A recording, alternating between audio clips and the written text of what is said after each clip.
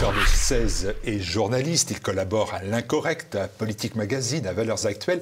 Avec les éditions de la Nouvelle Librairie, il vient de rassembler des textes bourrés d'humour parus dans L'Incorrect et cela donne le très réjouissant Le rond de serviette. Est-il de droite et autres considérations essentielles.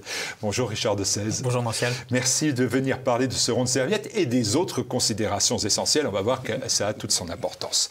Alors on nous propose, c'est vrai, dans notre société aujourd'hui, dans le débat politique aussi, beaucoup de clivages. On pense aux nationalistes et aux mondialistes. Mais le plus ancien des clivages, le plus ancien d'entre eux finalement, c'est le clivage gauche-droite. Et lui, il semble voué à disparaître au profit du, par exemple, ni droite ni gauche. Mais à cela, vous répondez d'emblée en 4 phrases et 3 références.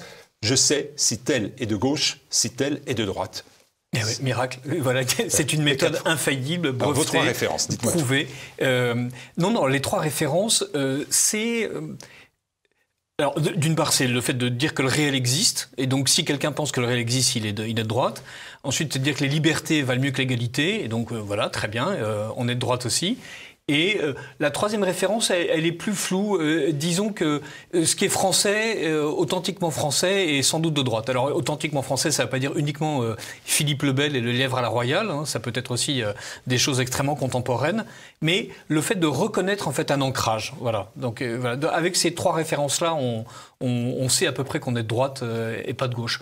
Mais est-ce qu'on fait dans le « en même temps » ? Est-ce que vous faites dans le « en même temps » puisque vous dites quand même à cela que je suis capable, en 4 phrases et 3 références, de dire qui est de gauche et de droite, mais je note quand même qu'il y a des brusques changements de pied. Le progressiste d'hier, je cite, est le réactionnaire d'aujourd'hui, le conspué devient le héros, le jeune de droite ne jure plus que par Gramsci, et la gauche vénère toutes les expéditions militaires dès lors qu'elles sont américaines. Est-ce que vos chroniques ont pour but de mettre de l'ordre dans tout cela ? Voilà. Je trouve que mes contemporains, nos contemporains sont perdus. On leur parle beaucoup de choses politiques. Il y a un combat pour les valeurs permanent. Des gens aussi admirables que Jean-Luc Mélenchon et Emmanuel Macron leur proposent des projets de société en permanence. Et donc, tout ça est un peu confus. Avec moi, on se raccroche aux choses simples, dire le tire-bouchon, le tire-botte, les moules en plastique, les moules mous en fait en silicone pour être extrêmement précis, et tout cet univers quotidien. Voilà. Quand on écoute la télévision, quand on écoute la radio, quand on lit les journaux, on ne nous parle que de liberté, de valeurs, des valeurs de la République qui ne sont jamais définies, mais qui permettent à M. Blanquer d'expliquer qu'un nombril à l'air n'est pas républicain. On ne savait pas que la République se logeait dans le nombril. Je me dis, tout ça est un peu confus. Faisons en sorte que les gens soient rassurés. Est-ce que ma cruche est de droite ou pas ? Est-ce que ma table est de droite ou non ? Est-ce que mon lampadaire conspire contre moi ou pas ? Voilà. Avec ce bouquin, vous avez un guide pratique pour politiser tout ce qui vous entoure et éliminer un certain nombre de moules et garder les autres. Si on fait abstraction de l'humour, vous voulez être notre boussole. Absolument. Voilà. Non, mais il y a, blague à part, je trouve que notre famille d'idées a produit un appareil intellectuel extrêmement riche, extrêmement intéressant. Mais on a tendance parfois à se réfugier un peu dans l'empire des idées. Voilà, homme petit qui criait de grands mots, parfois c'est nous. Hein. Voilà, c'est une chanson d'un mouvement bien connu, mais donc là, de temps en temps... voilà, on est là en train de hurler imposture, décadence et tragédie. Bien sûr, mais enfin, cela dit, on vit tous les jours dans un univers bien réel, accompagné de choses bien concrètes. Et je trouve qu'il y a un combat par les valeurs qui passe par le petit, le quotidien, non pas l'inattendu, mais en tout cas ce à quoi on ne faisait pas attention. Alors, puisque vous êtes notre boussole, puisque chaque objet recèle une charge politique, nous allons, grâce à vous, décider à coup sûr de qui est de droite ou de gauche. Et tout d'abord, alors pour notre plus grande confusion à TV Liberté, le mug qui est celui de TV Liberté, alternatif, c'est sur la boutique de TV Liberté, tout comme le livre de Richard de Sèze, eh bien ce mug que je tiens là, marqué alternatif. Comme la presse du même nom. La réalité est trompeuse, Martial. Non, le mug est de gauche, je suis désolé. La moque, qui est à la base donc cette tasse dans les cambuses embarquées dans les navires, la moque est de droite parce que voilà, elle est particulièrement adaptée à sa fonction, qui est de faire en sorte qu'on puisse boire du revigorant, chaud ou froid, alcoolisé ou non, quand on en a besoin. Et peu à peu, alors qu'il y avait dans toutes les bonnes maisons des services à thé, des services à café, comme dans les entreprises. On voit parfois dans les films une secrétaire en jupe crayon apporter un plateau rempli de porcelaine fine, frappé au monogramme de la société, avec des tasses à café ou des tasses à thé. Et donc peu à peu, on y a substitué, non même pas la moque, on a substitué le mug, qui est le nom anglo-saxon de la chose, et comme étant plus pratique, plus sympa, plus familier, moins prise de tête. Enfin, vous pouvez imaginer tous les adjectifs qui entourent le caractère prétendument pratique de la chose, alors qu'en fait, quand vous voulez boire juste un café, le mug ne contient qu'à peine 12 tasses. Donc vous vouliez boire une tasse, vous êtes obligé de vous avaler 3 litres de Lavas à la place. Les potages Royco en font la publicité comme si on buvait des potages Royco dans les bureaux. Et pour moi, c'est un agent en fait du mondialisme et du mondialisme anglo-saxon avec son nom. Si je vous dis voilà. que Martial, pardonnez-moi. Non, mais si je vous dis que le nôtre, il est fait en France, mais fabriqué en France. Macron a été fabriqué en France et pourtant c'est un agent du mondialisme. Donc Bon. Alors, il y a des objets qui ne posent pas de questions. Un exemple. Le tire-bouchon. Alors ça, le tire-bouchon, c'est pratique, c'est ingénieux, c'est quotidien, c'est nécessaire. J'allais dire, c'est évidemment de droite. Voilà, exactement. Vous l'avez dit, pratique, quotidien, nécessaire, ingénieux. Avec aussi, comme je le dis, ce qui est de droite est bien conçu. Donc là, on a juste besoin d'un objet intelligent où il faut juste un soupçon de force pour s'en servir. Voilà. Et donc, voilà. Quand c'est intelligent, qu'on a besoin d'un peu de force, mais pas non plus d'une force brutale, ça marche bien. Voilà. Et en revanche, évidemment, le tire-bouchon électrique, le tire-bouchon pneumatique... c'est des imposteurs. Les tire-bouchons à poignée en cuir rare, tout ça, ce ne sont pas des vrais tire-bouchons. Voilà, ce sont des imposteurs. Imposteurs. Exactement. Ce sont des ersatz de mauvais goût. A contrario, et c'est heureux, les ronds-points qui défigurent les paysages français... Là, ils sont de gauche. Là, c'est simple aussi, c'est de gauche. Voilà. Alors, on pourrait croire que parce que les Gilets jaunes les ont envahis, ils sont de gauche, mais non, il faut considérer le rond-point en soi. Ce livre extrêmement sérieux considère à chaque fois la chose en soi. Et le rond-point est d'abord inventé par un ingénieur français qui projetait lui aussi de raser Paris et de supprimer quelques monuments remarquables pour que l'automobile puisse mieux circuler, donc une espèce de Le Corbusier avant l'heure. Ensuite, le rond-point aujourd'hui est un concept complètement anglais. Le rond-point a été singulièrement développé par l'ensemble des édiles socialistes. Jean-Marc Ayrault, à lui seul, en a couvert par centaines tous les pays de l'Ouest. Il n'y a que la Vendée qui est à l'écart des ronds-points, comme si on avait voulu punir cette région de ses lointaines attaches monarchistes en faisant en sorte qu'elle soit privée de ronds-points, ce qui en fait du coup une des régions les plus agréables de France en ce moment. On est quand même les champions du monde du rond-point en nombre de ronds-points au kilomètre carré. C'est absolument incroyable. En plus, vous l'aurez remarqué, quand vous rentrez sur un rond-point, en fait, on vous oblige à virer à gauche en permanence. Et par contre, vous pouvez en sortir, vous ne pouvez échapper au rond-point qu'en tournant à droite. Voilà. Ça prouve bien que le rond-point est de gauche et pas du tout de droite. Alors, toujours dans ce mélange bienvenu d'humour et d'érudition, de légèreté, d'esprit Jalon. Les plus anciens se souviendront de ce que je veux dire. Jalon, c'était vous aussi. C'est cet esprit-là. Jalon, ce n'était pas que moi, mais le Basile de Kock a eu la gentillesse de me proposer de participer à Jalon en tant que vicomte depuis peu. Et voilà, donc, on retrouve cet esprit un peu moqueur. C'est vrai qu'il y a un peu de second degré. Il y a un peu de second degré. Alors, revenons sérieux. Qu'en est-il du sacrifice humain ou de l'atazagoraphobie ? Merci Martial de me poser. C'est vrai que ça fait partie des choses de gauche. Parce que c'est facile de rassurer les gens en leur expliquant ce qui est de droite. J'ai voulu aussi, malgré tout, les alerter sur les vrais dangers comme l'atazagoraphobie ou le sacrifice humain qui est pratiqué d'une manière assez générale. Sur le sacrifice humain, ce qui m'intéressait, c'était de montrer que la manière dont la presse grand public, la presse adepte des valeurs républicaines, nous parlait en permanence de un tel qui était mort, ou de une telle qui était morte, ou d'un tel qui est en train de mourir. En fait, avait un appétit pour le spectacle du sacrifice humain. Et un sacrifice humain qui, pour moi, était véritablement de gauche parce qu'il est provoqué par ceux qui prétendent s'en offusquer. En fait, pour parler clairement, les migrants qui sont en train de sombrer en Méditerranée sont les sacrifiés humains du système mondialiste qui explique qu'il faut traverser la Méditerranée pour arriver dans un pays de cocagne qui est la France, où ils seront accueillis à bras ouverts et où l'argent coulera à flot. Et donc, non, pas du tout. Voilà, ces gens-là sont entraînés par des passeurs, par des malfrats. Les ONG aident au trafic et à l'arrivée, ces gens meurent. On s'offusque de leur mort, mais uniquement pour que la bonne conscience de gauche s'en émeuve et se délecte en fait de la compassion qu'elle leur porte. La vraie compassion consisterait à faire en sorte de supprimer les trafics et de permettre aux pays d'où ils viennent de développer une véritable économie, une véritable société. Mais donc ce sacrifice humain-là, il est de gauche. La thasagoraphobie, c'est un mot que j'ai trouvé en lisant Cosmopolitan. Pourquoi diable avais-je ouvert Cosmopolitan? Je ne sais plus. C'était donc vous. Voilà, donc de temps en temps, mes fonctions font que je lis n'importe quoi. Et c'est la peur d'être oublié des autres. Et ça, c'était une peur qui était tellement contemporaine. On se dit, mon Dieu, c'est atroce. Mon téléphone intelligent ne m'a pas envoyé 12 notifications pour m'expliquer qu'on pensait à moi.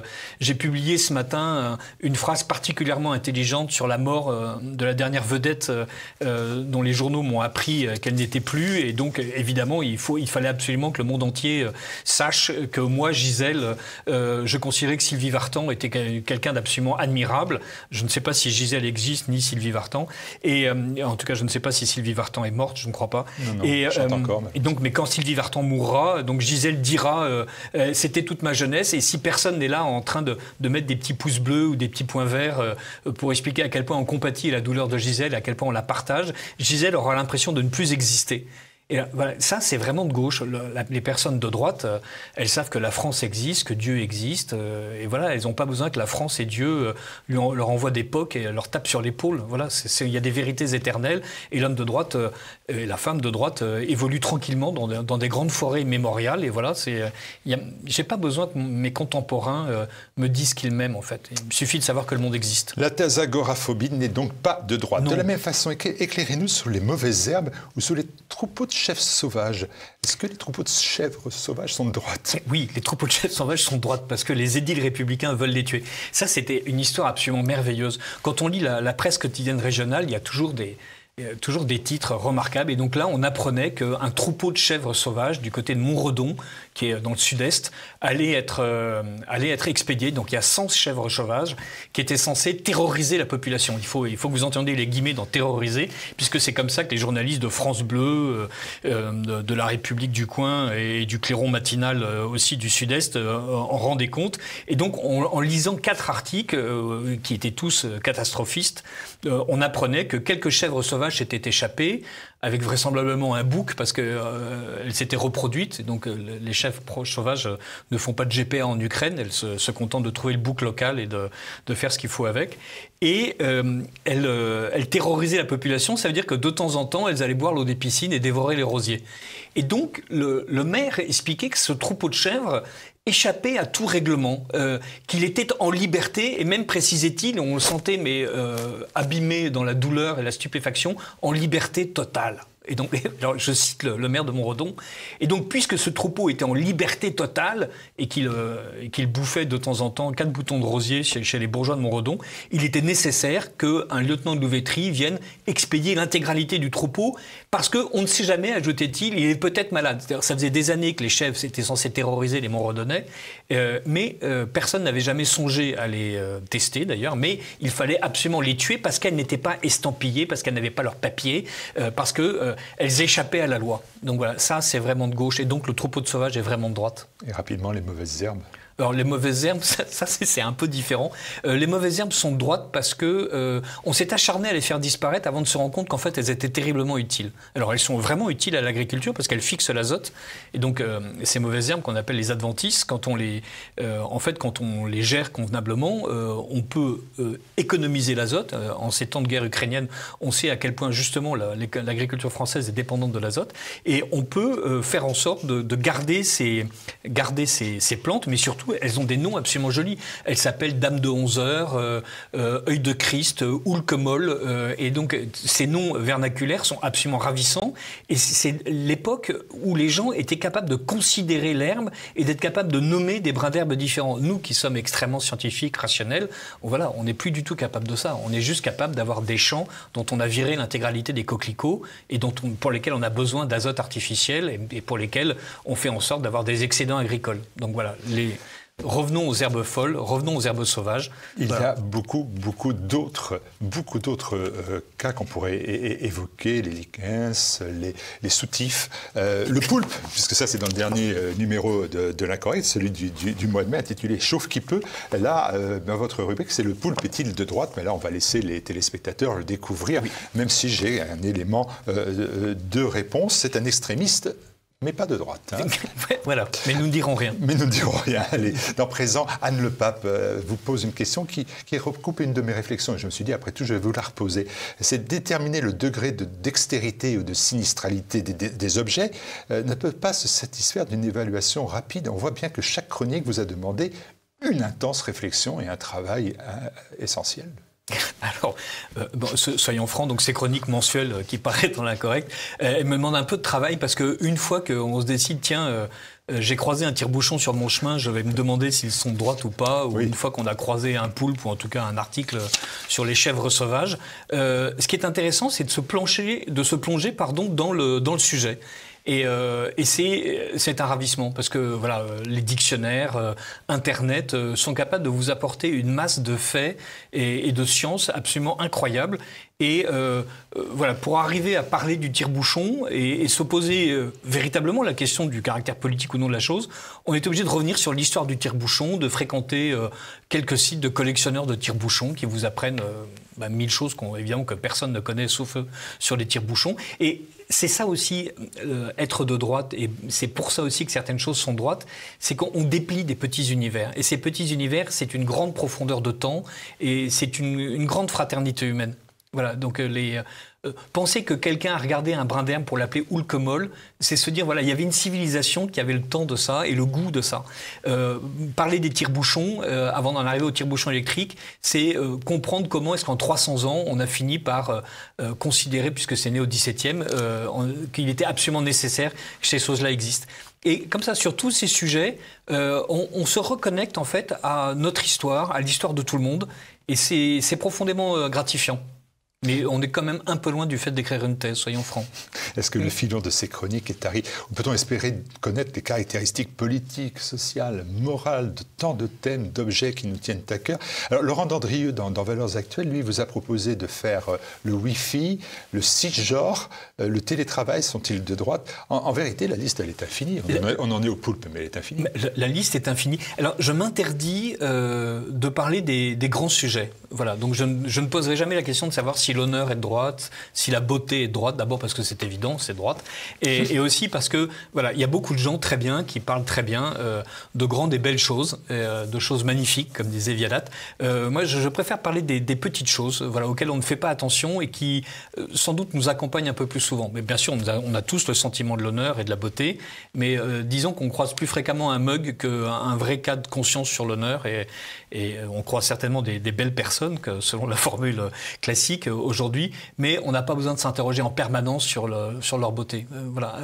Donc, je répondrai à Laurent sur le Wi-Fi. Peut-être sur le télétravail, certainement pas sur les cisgenres. Voilà. Mais donc, non, la liste est inépuisable. Cette série mourra avec moi, mais pas avant. Laurent Dandrieux vous pose aussi une autre question, une dernière question, mais qui est une bonne question. Mais vous y répondez en disant, je ne vais pas intervenir sur les grands sujets. Mais il y a une question qui vous invite, à laquelle je vous invite de répondre d'ailleurs oralement sur TV Liberté, c'est Dieu est-il de droite? Dieu est-il de droite? Alors, c'est presque sacrilège, en tout cas certains pourraient le penser. Oui, Dieu est de droite, voilà, parce que c'est Dieu qui fait que le réel existe. C'est Dieu qui nous constitue, c'est Dieu qui nous maintient. Et donc, être constitué par une puissance extérieure et le reconnaître, être amoureux de l'autre au point de le faire exister, voilà qui est véritablement de droite. Un Dieu gauchiste est un Dieu qui supprime les gens. Un dieu gauchiste, c'est Moloch qui demande qu'on lui sacrifie des humains. Un dieu gauchiste, c'est la dictature du prolétariat qui, d'un côté, fait surgir le prolétaire, mais de l'autre côté, supprime la paysannerie. Voilà. Un Dieu comme le nôtre, puisque quand vous me demandez si Dieu est de droite, vous me demandez si Jésus-Christ, si le Dieu de Jésus-Christ est de droite, vous me demandez si notre Dieu trinitaire, si le Dieu des catholiques est de droite. Oui, ce Dieu-là est de droite. Voilà, parce qu'il fait exister le réel, il nous fait exister, et surtout la théologie nous le dit, et c'est absolument admirable, il nous fait exister à chaque instant. Et donc c'est un amour qui est permanent, continu, égal, et surtout qui, évidemment, fait complètement fi presque du culte qu'on lui rend. C'est admirable si nous arrivons à rendre grâce à Dieu. Mais Dieu nous maintient quand même dans l'existence quand même nous ne l'aimons pas. Voilà. Ça c'est d'une générosité qui est purement de droite. On le voit dans cet ouvrage, on le voit en vous écoutant. Il y a souvent même beaucoup de profondeur dans ce que vous dites. Pourquoi vous le cachez derrière l'humour? C'est une forme de... Je ne le cache pas vraiment, parce que de temps en temps, effectivement, il y a 2 ou 3 passages assez ennuyeux, mais bien tournés. Voilà. Et... parce que là aussi... C'est une forme de pudeur, c'est ça que je voulais vous dire. Oui, sans doute. Voilà. Une profession de foi, c'est facile. Je trouve que, une fois de plus, il y a beaucoup de grands auteurs qui se sont déjà exprimés magnifiquement sur ces sujets-là, et qu'on a peut-être plus besoin de nous amener à un certain type de réflexion par des chemins de traverse que par des traités savants, ou même des traités extrêmement émus et enthousiastes par leur sujet et saisis par la grandeur de la chose. Mais voilà, moi je fais partie de ces catholiques qui considèrent que Dieu est dans la petite image pieuse qu'on distribue aux communions autant que dans les grands retables, et qu'on nous entraîne souvent à regarder les grands retables et pas assez souvent à regarder les petites images pieuses. Voilà, c'est un recueil de petites images pieuses du monde créé par Dieu. Vous n'utilisez pas d'ailleurs le terme d'humour, vous utilisez le terme de fantaisie. Hein. Vous dites la fantaisie, elle s'épanouit pourvu qu'on lui donne comme tuteur la réalité. Et vous ajoutez, c'est important aussi, c'est une règle chez le chroniqueur de droite, on ne rit bien que des choses vraies. On ne rit bien que des choses vraies. Quand on lit, je cite ces personnes non pas pour m'égaler à elles, mais pour bien expliquer qui sont mes maîtres et me permettre au lecteur de mesurer l'écart.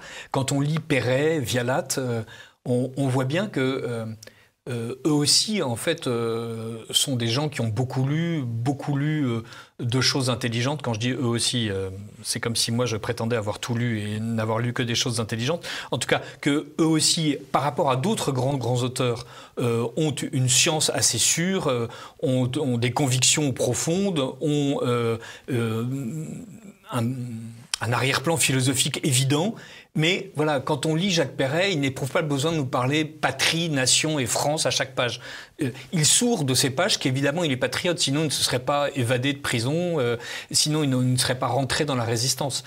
Quand on lit Vialat, il est évident qu'il est catholique, il est évident qu'il se sent éminemment français, mais il préfère nous parler d'un homme qui attend l'autobus 21 rue de la Glacière, et en considérant ces choses et en considérant ce caractère un peu absurde qu'on retrouve chez Perret avec la bête Maousse ou chez Marcel Aimé avec les contes du chat perché, on a une image de la réalité qui est plus juste parce que on ne lui a pas arraché tous les voiles du mystère et on ne les a surtout pas affublés de la cape assez lourde de la solennité. Voilà. Et je trouve, une fois de plus, voilà, que être français, et peut-être même avant d'être catholique, c'est ne pas toujours se payer de grands mots et ne pas bramer les valeurs de la République.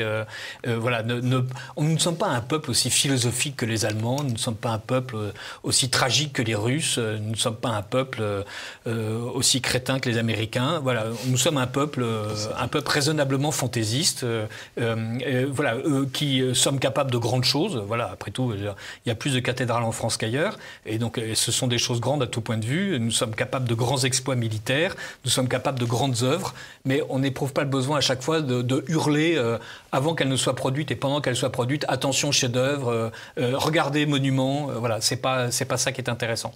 Ce qui est intéressant, c'est de regarder le travail du tailleur de pierre et d'écouter ses jurons pendant qu'il est en train de se briser un doigt. Voilà. Voilà, on va essayer d'être le plus nombreux possible à regarder votre propre travail.